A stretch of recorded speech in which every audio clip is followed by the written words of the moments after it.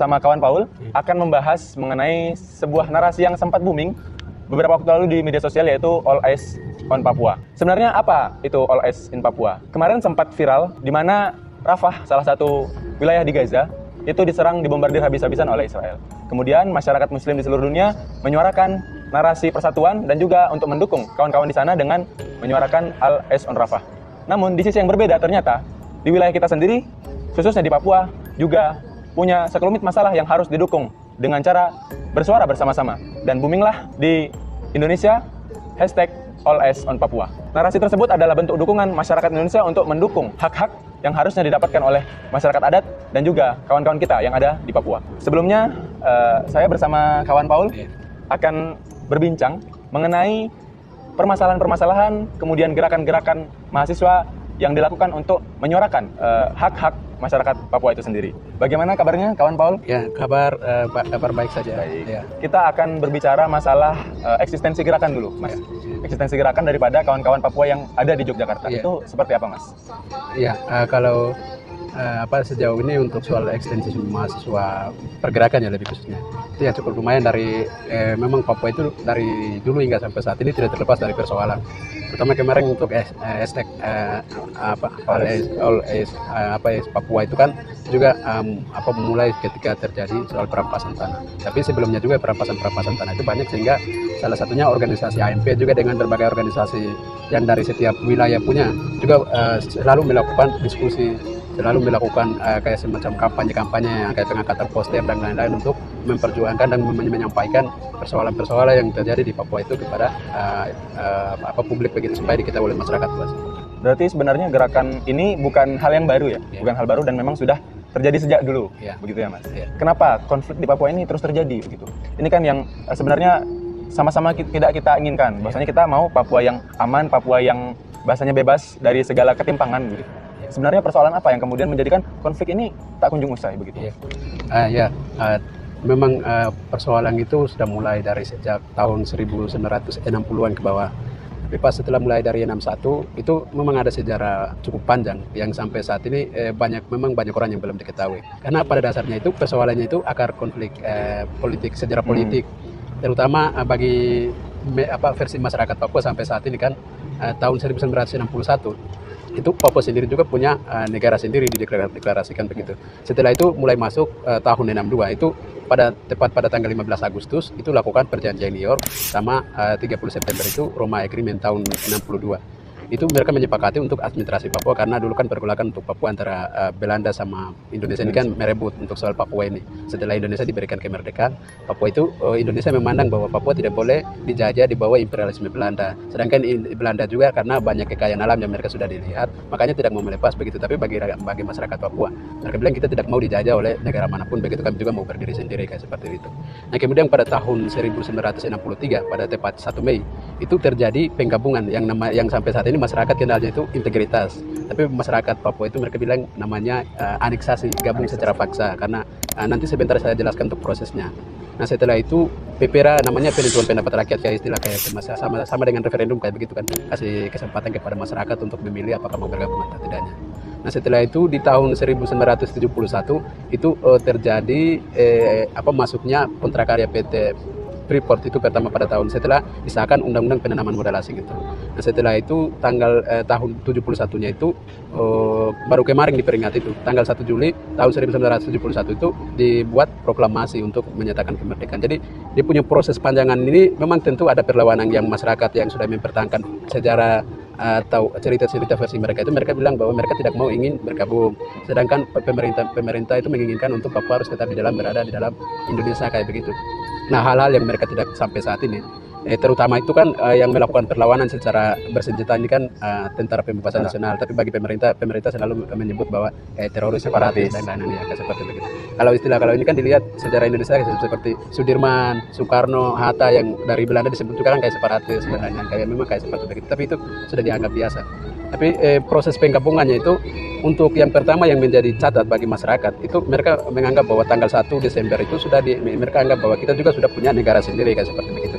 Tapi proses pembahasan di perjanjian di tahun 62 itu tidak ada masyarakat yang dilibatkan, yang membahas adalah antara Belanda, Indonesia dengan Amerika. padahal persoalan intinya yang mereka membahas adalah soal wilayah administrasi Papuanya. Jadi yang jadi objek dari permasalahan itu belum dilibatkan di dalam proses persoalan. Nah itu setelah itu kemudian masyarakat Papua itu berhak mereka sendiri menentukan untuk bergabung atau tidaknya itu kan melalui ini kan PPRA namanya, penentuan pendapat rakyat. Jadi hasil daripada perjanjian tadi itu, perjanjian New York sama Roma Agreement itu, mereka juga menyepakati bahwa untuk Papua mau gabung bersama Indonesia atau tidaknya itu harus lakukan PPRA. Nah yang dulunya disebut, kalau yang direkomendasi yang diberikan oleh Amerika sendiri itu one man one vote, satu orang satu suara. Tapi kemudian dengan dari pihak perwakilan Indonesia yang hadir di sana itu, mereka memberikan alasan bahwa karena Indonesia itu punya budaya sendiri yang namanya adalah mufakat, musyawarah kesepakatan ya. Hanya mereka mencabut dulu pada saat itu masyarakat Papua itu jumlah 800 juta jiwa. Tapi kemudian dengan atas dalil mufakat itu, mereka mencabut hanya 1025 orang, 1000 dari pihak perwakilan yang dari wilayah yang berbeda-beda begitu. Dan kemudian cerita mereka itu juga sampai sekarang ada beberapa orang yang sudah jadi saksi. Salah satunya nanti bisa baca dalam dokumenternya Jubi yang kemarin mereka buat, itu namanya PPRA demokrasi yang integritas. Di belakangnya itu ada tanda tanya. Jadi di situ menjelaskan bahwa mereka yang digabungkan untuk masuk, misalkan ada namanya itu Dewan Pemilihan Dewan Persiapan PPRA. Jadi ada satu dewan yang dibentuk, ini mereka digabungkan, dan mereka digabungkan itu hanya main caplok, dan itu sebelum mereka mempersiapkan sebelum 3 hari atau 4 hari sebelum pelaksanaan PPRA. Dan mereka itu di bawah tekanan yang begitu luar biasa. Ya, tekanan kayak misalkan sambil menekan, meneror dan lain-lain itu, mereka juga diberi janji-janji kepalsuan kayak misalkan nanti kita akan berikan jabatan, kita akan kawinkan orang kaya. Dulu kan mereka belum lihat kayak orang-orang yang berbeda dari mereka kan. Jadi mereka bilang nanti kita kasih perempuan-perempuan yang kulit putih kayak seperti begitu. Nanti akan bikin rumah besar dan lain-lain. Jadi mereka ya ikut di sana. Yang mereka takutkan adalah ketika tidak memilih untuk Indonesia berarti ancaman nyawa ancaman nyawa. Makanya itu yang membuat ketakutan, sehingga yang salah satu yang tidak demokratis dalam pelaksanaan itu pun itu. Tapi itu yang satu. Yang kedua adalah yang digabungkan itu tanggal 1 Mei 1963. Padahal yang menentukan untuk Papua memasuk ini kan pelaksananya PPRA, tapi PPRA-nya itu dilakukan pada tahun 1969. Jadi kayak istilahnya itu digabungkan dulu baru dikasih kesempatan untuk dipilih. Ini yang menurut masyarakat itu kayak janggal begitu ya, janggal. Di situ kejanggalannya di situ. Nah, itu untuk soal proses. Dan sampai saat ini setelah memang dari awal dari 60-an sampai tahun 2000-an ke atas ini memang masifnya itu dilakukan oleh pergerakan gerilyawan atau mereka yang menggunakan senjata. Tapi kalau semakin ke sini sudah punya banyak organisasi sipil, organisasi masyarakat. Itu organisasi sipil yang di dalamnya itu ada organisasi mahasiswa, pemuda, juga dengan kayak LSM yang kemudian untuk mengkampanyekan hak masyarakat kan. Ya sudah banyak organisasi, sehingga memang konfliknya itu agak sangat susah, sehingga sampai saat ini yang mereka dari pihak mereka yang melihat untuk ingin mau damai itu dari pihak misalkan salah satunya adalah pihak agama maupun mereka LSM yang memperjuangkan kedamaian dan hak asasi manusia, itu mereka mendorong untuk harus lakukan dialog supaya tidak boleh ada korban, ya, dialog publik. Ada masalah, ada kelompok gerakan kelompok perjuangan Papua yang sampai saat ini misalkan kayak TPNPB sama ininya itu mereka minta ada 2. Yang satunya adalah kalau tidak pengakuan, karena mereka anggap bahwa Papua sudah merdeka karena deklarasi sama proklamasinya sudah dilakukan. Kalau tidak pengakuan berarti berikan kesempatan misalkan melakukan referendum ulang kayak seperti begitu. Misalnya kayak salah satunya adalah KNPB. KNPB itu kan meminta untuk melakukan referendum di Papua. Berarti sebenarnya persoalan ini sebenarnya yang banyak belum diketahui masyarakat mungkin ya, betul. Akar daripada permasalahan ini. Kebanyakan mereka mengira bahwasanya memang masyarakat Papua itu mereka nggak mau damai segala macam lah, itu yang kemudian menciptakan stigma di kalangan masyarakat bahwasanya Papua ini separatis dan sebagainya. Padahal kan tidak seperti itu. Betul. Nah, kemudian kalau kita lihat pendekatan pemerintah kemudian untuk menyelesaikan konflik ini, apakah sudah tepat dengan mengirimkan tentara bersenjata begitu untuk kemudian bahasanya mengamankan wilayah Papua? Itu pandangannya bagaimana? Ya, sampai saat ini kami sebagai mahasiswa juga dengan dari masyarakat ini, bahkan sampai saat ini untuk pendekatan militer itu kan banyak yang disoroti oleh berbagai lembaga pihak kan, termasuk LSM yang peduli terhadap hak masyarakat adat maupun hak asasi manusia. Bukan karena terlepas daripada mereka melakukan pembangunan ataupun kebijakan-kebijakan apapun yang untuk mereka menganggap bahwa untuk memajukan Papua, tapi di sisi lain itu mereka juga melakukan pendekatan secara keamanan. Jadi pengiriman militer itu dari dulu hingga sampai saat ini terus berlanjut. Bahkan di sana pos-posnya itu sangat berdekatan.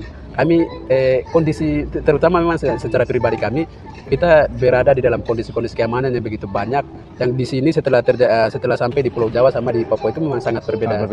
Karena di sana itu yang salah satunya adalah kami memang sangat takut ketika melihat tentara yang menggunakan senjata lalu kemudian karena di sana itu untuk pemberlakuan terus prosedur keamanannya itu tidak dipatuhi. Justru karena pandangan mungkin diskriminasi, rasis maupun ada pandangan-pandangan kepentingan tertentu kan melihat bahwa tidak mesti harus dilakukan sesuai dengan prosedur-prosedur begitu atas nama negara harus mereka melakukan semaunya begitu, sehingga terjadi banyak masyarakat yang mengungsi dari tempatnya. Ada masyarakat yang mengalami trauma yang berkepanjangan karena korban dari konflik yang tadi sampai saat ini. Justru yang korban banyak adalah warga sipil. Warga sipil itu korban dari stigma-stigma yang mereka bangun. Misalkan masyarakat Papua di sana ini kan kebanyakan mata pencarian kan berkebun, berburu, ke hutan ini dan lain-lain kan. Jadi ketika mereka ke hutan itu dari pihak keamanan itu mereka menuduh ini mereka kerjasama dengan pihak OPM kayak begitu. Atau misalkan rambut gimbal ataupun kumisnya tebal itu dianggap OPM kayak seperti begitu, kayak Hamas sama kayak ada Arab yang mereka kayak menyebarkan narasi-narasi kayak teroris, ISIS dan lain-lain kan. Tapi memang itu kami melihat bahwa kalau mereka yang sudah paham pasti akan memahami persoalan itu. Tapi mereka yang tidak tahu ini kan memang termakan, sehingga kita punya penampilan itu pun dianggap menjadi sesuatu yang harus didiskriminasi. Biasa, memang adat dan juga kebiasaan kita berpenampilan seperti itu, tapi karena stigma-stigma yang ada, akhirnya ini orang-orang yang berandal sih. Betul gitu ya. Padahal biasa. Nah, berarti sebenarnya yang harus dilakukan pemerintah apa dengan dialog itu dulu? Ya, yang pastinya itu adalah ada beberapa hal. Misalkan kalau setidaknya dialog berarti kan referendum itu kan karena memang di awalnya itu kejanggalan karena didorong oleh kepentingan kan. Dalam artian kepentingan politik untuk terus mengeksploitasi sumber daya, karena mereka melihat bahwa Papua memang tidak bisa dilepas, dengan berbagai cara harus ditempuh karena sumber daya alamnya itu harus dimanfaatkan untuk kepentingan negara kan, seperti begitu. Tapi kami melihat bahwa sekalipun ingin ini mau eksploitasi ataupun tidak, ya setidaknya adalah bagaimana harus mencari jalan yang terbaik supaya masyarakat pun hidup merasa bahagia atau hidup tanpa ada kegangguan, keamanan, kekacauan dan lain-lain kan. Tapi karena atas nama kepentingan negara saja, sedangkan hak masyarakat untuk hidup nyaman, terus nyawa mereka jadi korban, itu kan aneh juga kan. Jadi mestinya itu harus mencari jalan yang terbaik, sehingga ya kalau bisa ketika tidak didorong dialog berarti harus melakukan referendum ataupun pengakuan, itu menjadi cara yang terbaik atau jalan yang terbaik untuk bisa menyelesaikan persoalan. Kemudian kita lanjut ke permasalahan penggusuran itu. Ini kan sebenarnya juga agak miris begitu. Orang kelompok adat yang kemudian mereka sudah bertahan bertahun-tahun dengan berdampingan hidup dengan alam begitu. Kemudian datang pemerintah dengan mekanisme pasar dan mereka ingin menguasai itu untuk dibangun perkebunan ya, dibebaskan lahannya itu. Pandangannya bagaimana? Ya, sampai saat ini kami masyarakat adat ya, pastinya itu ada masyarakat ini kan ada dua kelompok, ada masyarakat yang dikategorikan masyarakat adat sama masyarakat yang ya umum begitu, yang langsung dianggap sebagai. Dalam kehidupan konsepnya itu ketika saya kalau secara pribadi itu mengamati dan mempelajari, memang kehidupannya itu untuk menganggap tanah, terus kehidupannya itu agak sangat berbeda dalam arti yang untuk melihat alam dengan manusia itu kedekatannya seperti bagaimana, dan tanah dengan kehidupan masyarakat adat itu seperti bagaimana. Yang pertama itu untuk soal sampai saat ini di Papua memang itu ada wilayah-wilayah yang belum ditempati oleh orang. Tetapi bagi masyarakat Papua itu bukan berarti tanahnya kosong. Semua tanah itu ada punya marga, ada punya suku-suku tertentu. Jadi, tapi negara hari ini melihat bahwa tanah yang belum dihuni oleh masyarakat itu dianggap tanah-tanah kosong begitu, sehingga mereka mudah untuk mengklaim itu tanah milik negara kayak seperti itu. Jadi bisa eksploitasi ya, betul. Nah, itu yang pertama yang kesalahan memahami dari negara terhadap masyarakat adatnya itu atau tanah-tanah adat, utang adat ya seperti begitu. Nah, yang kedua adalah soal sampai saat ini yang mereka belum memahami itu untuk penggunaan, untuk misalkan meminta izin untuk masuknya pertambangan proyek ataupun perusahaan-perusahaan apapun. Itu yang satunya itu yang sampai saat ini yang mereka gunakan itu namanya itu kepala suku. Kepala suku itu sebenarnya kalau secara budaya ya, kalau di Papua itu banyak suku dengan wilayah, sehingga untuk cara pengambilan keputusan ataupun untuk mengizinkan itu berbeda-beda. Misalkan kalau yang memang daerah-daerah yang berlakunya kepala suku itu bisa juga ditentukan oleh kepala suku, tapi misalkan saya kalau di daerah saya itu belum ada sistem yang kayak kesepakatannya itu kepala dalam bentuk kepala suku, tapi ada orang-orang tertentu yang memang diberikan kepercayaan untuk dia yang harus membicarakan, karena kayak misalkan orang-orang yang dianggap pandai bicara, sehingga mereka itu dikasih kesempatan untuk membicara, tapi mereka tidak boleh terlepas daripada masyarakat yang memang punya hak wilayah begitu. Harus diputuskan berdasarkan kedua belah pihak yang bertikai ya, ataupun misalkan yang pemiliknya itu menjadi patokan utama. Ketika dia mengizinkan, oke, terserah. Tapi kalau misalkan dia tidak mau dan tidak mengizinkan, atau misalkan apalagi kalau mereka melakukan persinan itu di belakangnya mereka seolah-olah karena disetujui oleh orang lain bukan yang pemiliknya, tapi ketika karena ada suratnya serta semata-mata langsung diizinkan, ini kan aneh sekali juga, karena yang menentukan adalah masyarakat yang punya hak wilayahnya begitu. Nah, kemudian untuk respon kan saya dengar juga kawan-kawan dari aliansi mahasiswa itu sering mengadakan aksi, kemudian ke wilayah-wilayah yang emang biasanya dijadikan tempat untuk demo. Iya. Dan salah satunya kemarin di demo buruh ya kalau nggak salah. Iya, hari-hari buruh. Nah itu kemudian responnya apa? Sudah ada feedback yang baik dari pemerintah atau bagaimana? Ya, kalau sampai sejauh ini memang ya, kami secara dari pusat maupun dari sampai daerah itu respon untuk persoalan Papua itu sampai saat ini memang sangat minim. Sangat minim. Minim dalam artian apalagi untuk menyelesaikan kayak kasus-kasus yang dianggap persoalan hal sepele bagi pemerintah, tapi memang itu menjadi hal yang sangat urgen dan harus diselesaikan cepat karena itu berkaitan dengan kehidupan keberlangsungan masyarakat pada itu sendiri. Nah, kalau setiap kali memang aksi ataupun diskusi itu kami selalu lakukan misalkan poster dan kami selalu lakukan, tapi ini begitu diabaikan. Tapi bagian yang hal-hal yang penting untuk misalkan kita mengharapkan untuk negara mendengar adalah kita juga memberitahukan kepada masyarakat secara luas bahwa agar mereka tahu bahwa persoalan begitu banyak yang terjadi di Papua, karena salah satunya itu untuk saluran untuk mempublikasi media berkaitan dengan persoalan itu kalau di Papua sendiri itu sangat susah. Media nasional hanya cuma beberapa yang bisa kayak misalkan BBC News, itu juga baru-baru, tidak seperti lama. Tapi kalau media asing sampai saat ini dilarang, jadi saat tidak bisa masuk media-media asing. Nah, sehingga pasti nanti yang ada adalah narasi-narasi yang memang belum tidak sesuai dengan fakta yang terjadi di lapangan, sehingga masyarakat di luar Papua itu kebanyakan termakan dengan narasi-narasi yang dibangun oleh media-media mainstream tertentu yang tentunya adalah mereka posisi di belakangnya kekuasaan pemerintah hari ini. Kemudian untuk masalah, kan salah satu juga yang menjadi permasalahan di Papua adalah kemudian ketimpangan sosial. Dalam artian Papua ini mereka punya segudang kekayaan alam. Entah itu Freeport, kemudian kekayaan alam lainnya yang itu sangat bahasanya sangat potensial.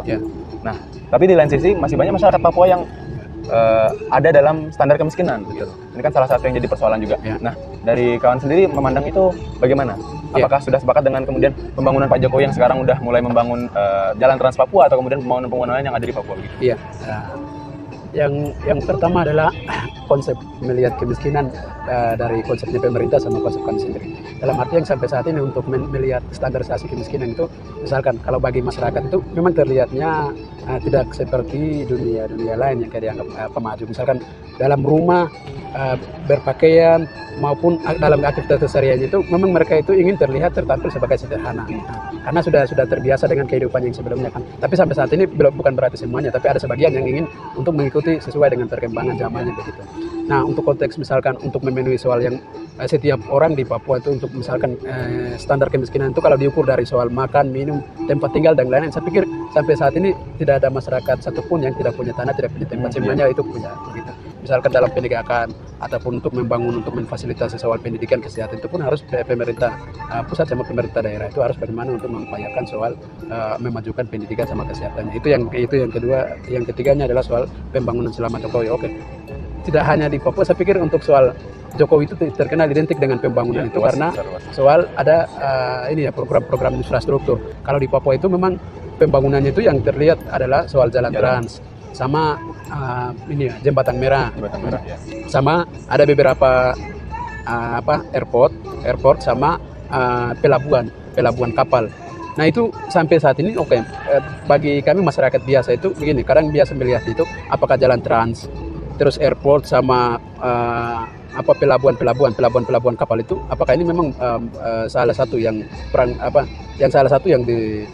pertama menggunakan adalah masyarakat ATK ataukah orang-orang yang punya kepentingan karena ini kan hal utama bagian penting daripada soal pemutaran ekspor impor barangnya sama pemutaran ekonominya. Jadi saya pikir memang belum infrastrukturnya itu tidak sasarannya itu pada masyarakat saja begitu.